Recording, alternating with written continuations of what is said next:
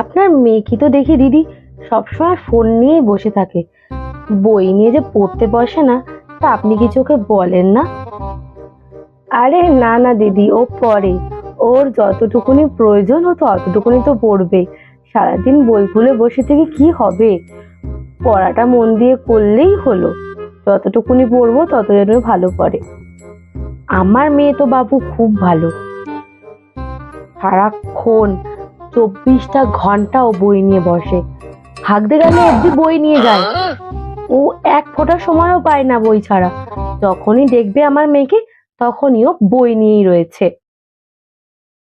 Aunty, আমি তো এইচএসে 4টেতে letter পেয়েছিলাম, আর আমাদের স্কুলের মধ্যে টপ করেছিলাম।